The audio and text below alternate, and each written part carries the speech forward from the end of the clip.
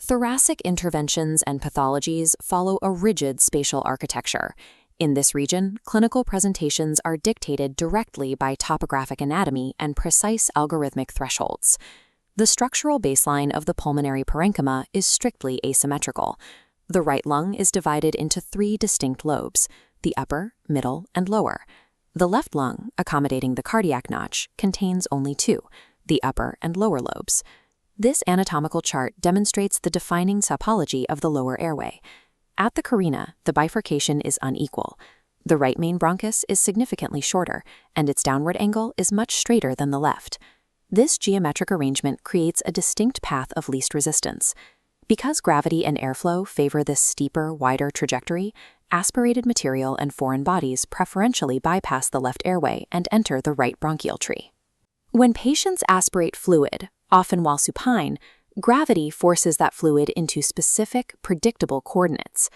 Aspiration-related lung abscesses almost exclusively form in the posterior segment of the right upper lobe or the superior segment of the right lower lobe.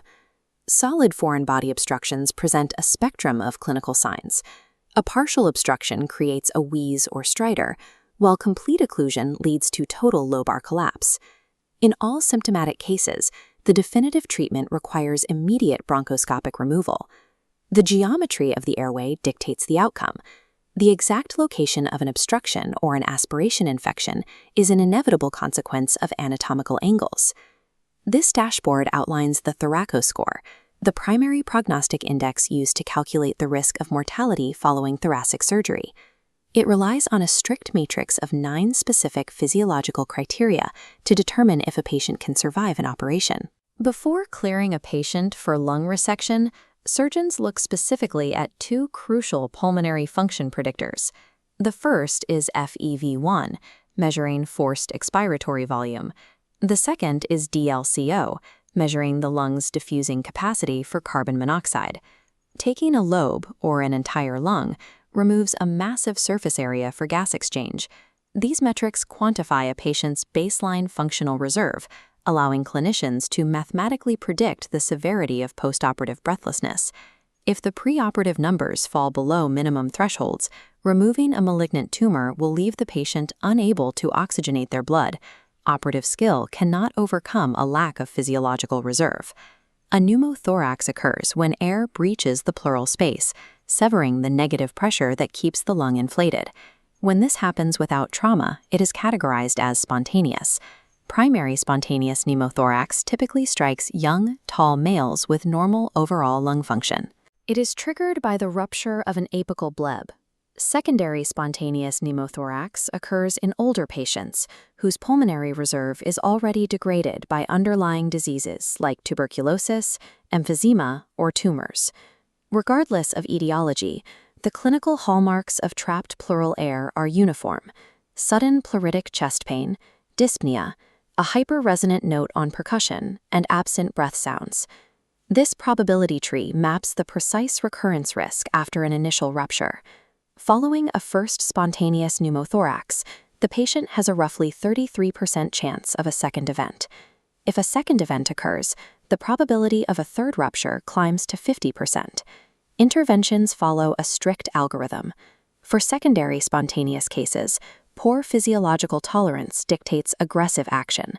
If the air rim is greater than 2 centimeters, or the patient is breathless, a chest drain is inserted. If it is between 1 and 2 centimeters, clinicians attempt aspiration and admit the patient. Primary spontaneous patients have healthier lungs and tolerate the air leak better. A rim greater than 2 centimeters or breathlessness triggers aspiration. But if the leak is small and asymptomatic, the patient can often be discharged with careful outpatient follow-up. If at any point the patient becomes hemodynamically unstable, the algorithm collapses. This indicates a tension pneumothorax.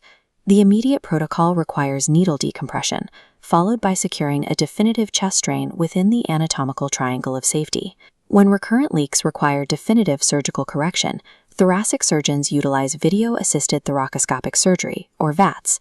Unlike abdominal laparoscopy, thoracic surgery does not use CO2 insufflation to create working space.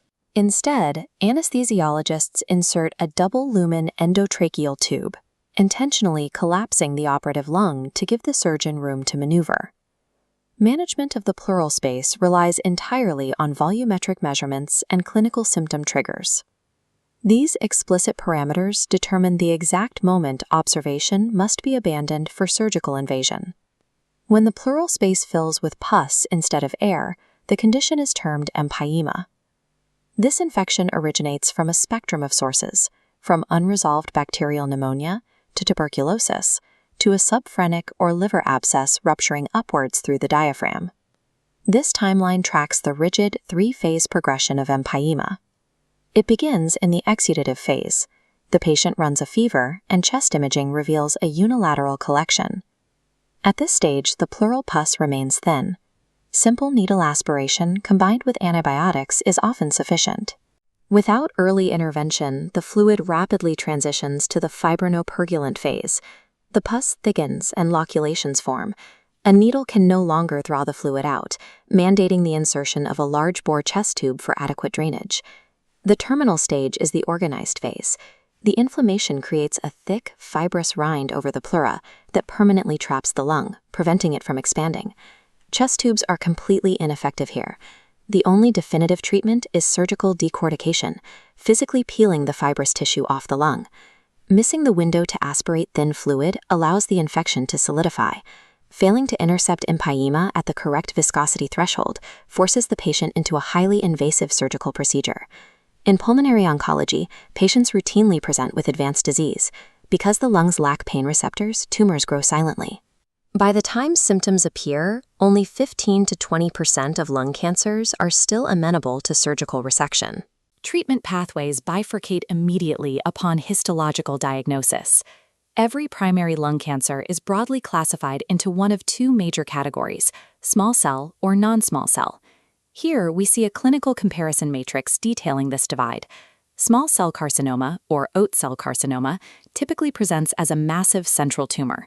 It carries the strongest association with smoking, behaves aggressively, and carries a poor prognosis, though it is highly sensitive to chemotherapy. Small cell tumors frequently trigger profound systemic disruptions. They are notorious for paraneoplastic syndromes, secreting ectopic hormones that cause Cushing syndrome, SIADH, or Lambert-Eaton syndrome. Because of their central location, they can obstruct the superior vena cava, causing severe facial and cerebral edema. Under the microscope, pathologists identify small cell by nuclear molding, an appearance known as salt and pepper chromatin, and the Azzopardi effect, where DNA deposits around blood vessels. The defining immunohistochemical markers are positive stains for chromogranin and NCAM CD56. Shifting to non-small cell lung cancers, the first major variant is squamous cell carcinoma. Like small cell, it is central and highly associated with smoking. Histologically, it forms distinct keratin pearls, stains positive for P40, and is known to cause systemic hypercalcemia. When a squamous tumor forms at the very apex of the lung, it is called a Pancoast tumor. It compresses the thoracic inlet and the local sympathetic chain, resulting in Horner syndrome, marked by ptosis, meiosis, anophthalmos, and an inability to sweat on one side of the face. The most common lung cancer overall is adenocarcinoma. It presents a completely different clinical profile, typically a slow-growing peripheral mass. It frequently appears in female non-smokers and often develops in areas of prior lung scarring. It stains positive for napsin A. A specific in situ variant, bronchiolo-alveolar carcinoma, demonstrates a unique structural behavior, spreading along the alveolar walls in what pathologists describe as a lepidic or filigree growth pattern. Identifying the anatomical location and mapping the molecular markers of a tumor provides a direct blueprint of how it will behave systemically, determining the exact treatment protocol. Once cancer is identified, staging requires a precise imaging sequence. A chest X-ray is the initial test. High-resolution CT of the chest provides the necessary anatomical detail, but the definitive staging study of choice is the PET-CT. This measurement model outlines the rigid TNM staging parameters.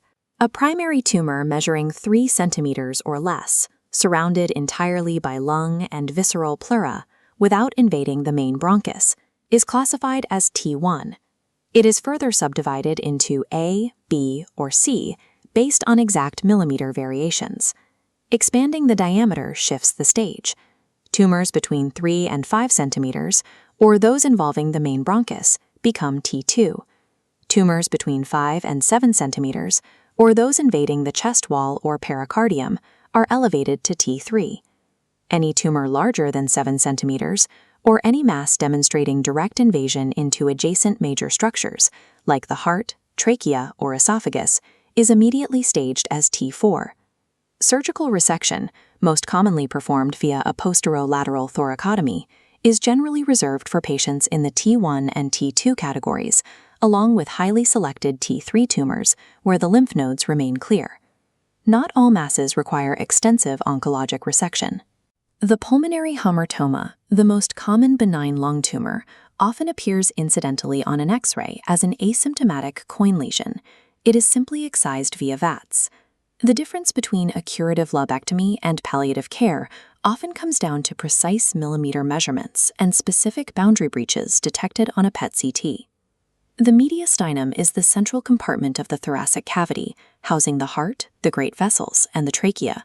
When an unknown mass appears here, clinicians utilize its 4 embryological compartments as a strict spatial heuristic to narrow the differential diagnosis. Looking at this sagittal cross-section, specific pathologies align with specific zones. The superior mediastinum is the domain of lymphomas, retrosternal goiters, and parathyroid adenomas. In the middle mediastinum, the most common lesion is a benign pericardial cyst. The posterior mediastinum, running along the spine, is dominated by neurogenic tumors. These are the most common mediastinal tumors in pediatric patients.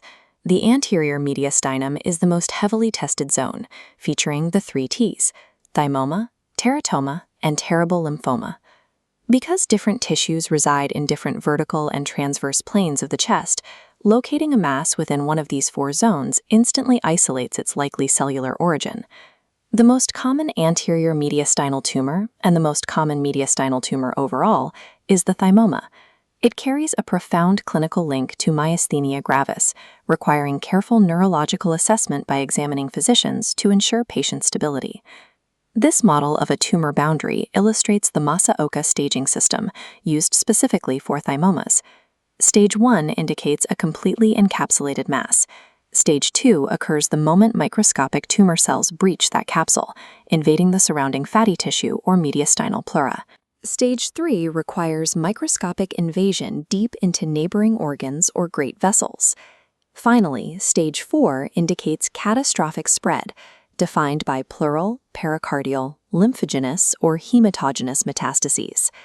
The anterior compartment is also the most common extragonadal site for germ cell tumors.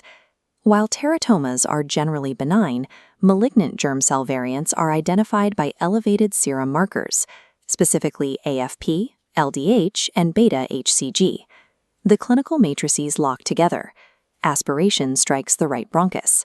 Small cell tumors are central and trigger paraneoplastic syndromes. Squamous cell presents centrally in smokers with hypercalcemia and keratin pearls.